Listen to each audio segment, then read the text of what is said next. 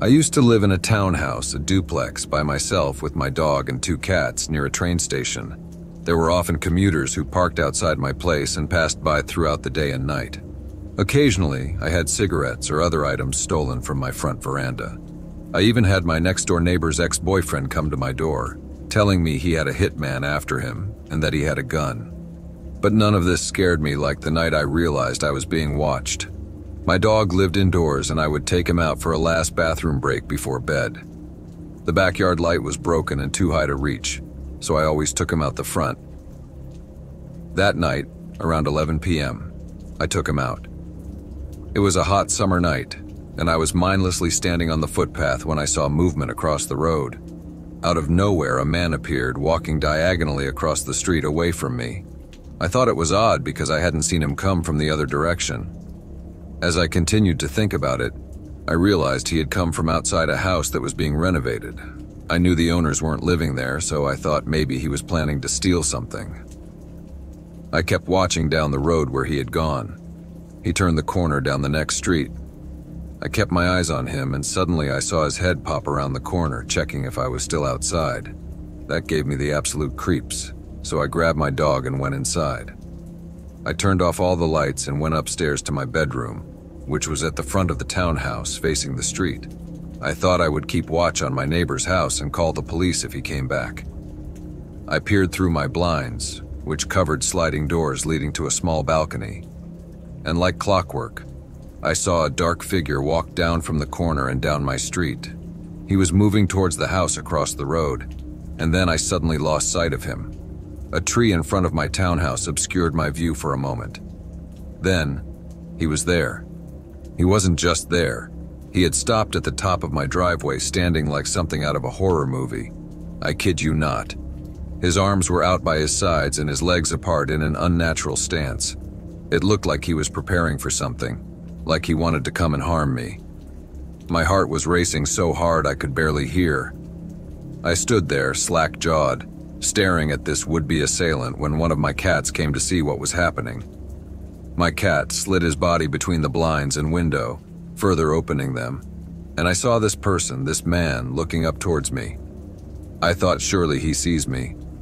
If he did, it didn't stop him. He started walking down my driveway, undeterred and fixated. I lost sight of him under the balcony and awning. By this time, my eyes were watering in fear, and tears were streaming down my face. I didn't know what to do. I sat on my bed, picked up my phone, and dialed my dad, who lives in a nearby suburb. He answered, and I whispered to him what was happening. He said he would be there as soon as he could. I lay down in my bed, lying as still as possible, tears rolling down my cheeks, pure fear. I didn't know what this man was doing downstairs or if he could get in. What if I hadn't locked the doors? Then it dawned on me. Why am I lying here in the dark crying? Turn on a light. So I did. What seemed like a lifetime later, but was probably just a couple of minutes, my dad arrived. He had an umbrella with him. I live in Australia, so no guns, but he could have at least brought a knife. I stayed on the phone with my dad while he searched outside for the man. The man was gone. Maybe turning on the light scared him off. I called the police, who said I should have called sooner. Of course I should have. I don't know why I didn't. They came out with a sniffer dog, but they didn't find him either. I don't know what he wanted, but for a good year after that, I was so scared living there. I'm still a bit of a scaredy cat, but reading other stories makes me realize I'm not alone. And we can all learn from these experiences so we know what to do if something scary happens.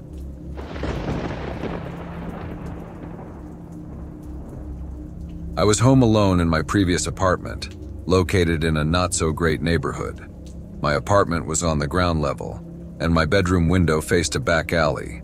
There was a dumpster less than 2 car lengths away where homeless people often rummaged. Just before dawn one morning, I heard a tapping at my window. My back was to the window and my eyes snapped open. It was still dark outside. I sleep with my lamp on, and my worn-out vertical blinds were missing a slat, leaving a 6-inch gap. So I knew that whoever or whatever was tapping could see me lying in bed as clear as day. The tapping was brief, maybe 5 or 6 taps, so I spent the next few seconds frozen, bizarrely trying to convince myself it was something, anything other than a person watching me and tapping on my window. But then came more tapping. Now I was faced with the terrifying reality that someone had been watching me through my window in the dark for God knows how long, and they had decided to tap on the window. Had one of the homeless people become aggressive during their dumpster dive? Something told me that nothing good could come from turning around and looking at the window. If he got me to look at him, what then? Remember, my back was to the window, so I sat up slowly, rubbing my eyes and pretending I was too groggy to hear him. I stood up and hazily made my way out of my bedroom as though I were heading to the restroom or something.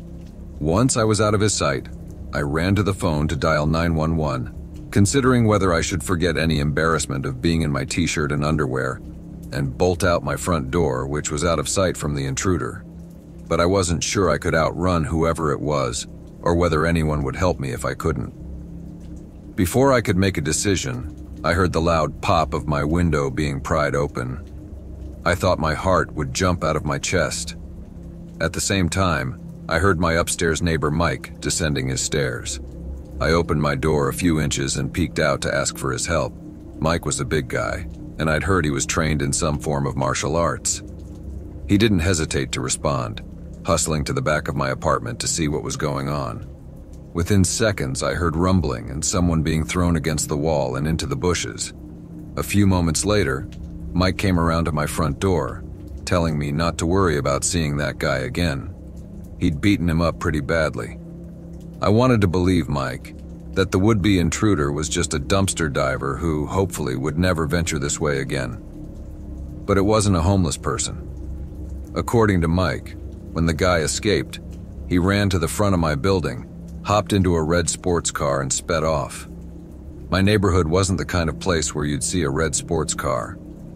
The police later told me that the intruder was likely someone who had seen me out somewhere and followed me home to find out where I lived. So, Mr. Window Tapper, I still wonder what you would have done if you'd gotten inside before Mike caught you.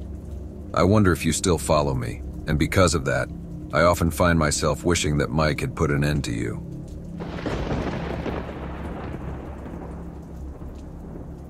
This story takes place back in 2005 when I was in 5th grade, living in western Montana.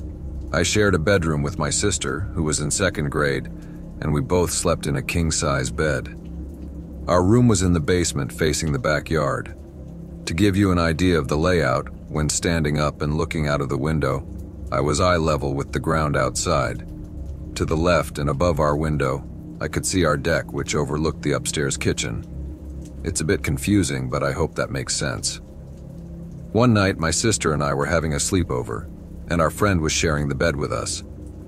Around 1 a.m., as we were drifting off to sleep, our friend woke us up, saying there was a deer on our deck. We looked out and indeed saw what appeared to be a deer on the deck. Seeing deer was pretty common in Montana, so we just laid back down. However, our friend kept staring at it, and about 5 minutes later she woke us up again, saying she thought it might actually be a person. We looked again, and this time saw the shadow move slightly. It was clearly a tall person's silhouette. We started to panic, and then we noticed 2 small green lights. They were pinpoint lights coming from the area of the person's head. We assumed they were binoculars. At this point, we were on high alert, and as our eyes adjusted, it became obvious that someone was looking into our kitchen window. I was too scared to go upstairs to tell my parents because that would mean passing by the window where the person was watching. Instead, we used my friend's cell phone to call our home phone. None of us had our own cell phones at the time. The loud ringing startled the person, and we watched him run off the deck at full speed. The 3 of us immediately ran upstairs screaming and told my dad what had happened. He called the police, who searched the area, but they never found the person. Now, here's where things get even stranger.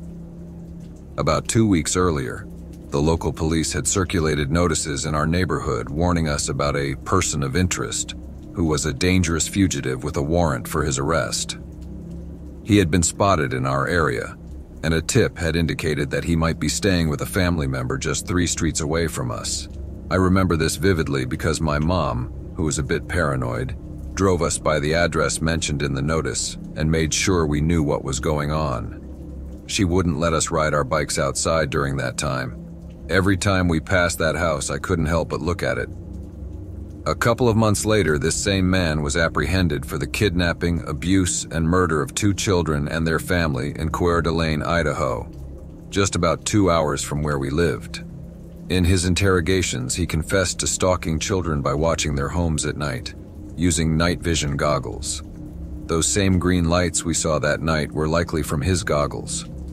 I once found an obscure website with some of his writings where he mentioned living in Montana at different times. He even wrote about searching for children to kidnap right before he killed that family. We were the same ages as the kids he kidnapped.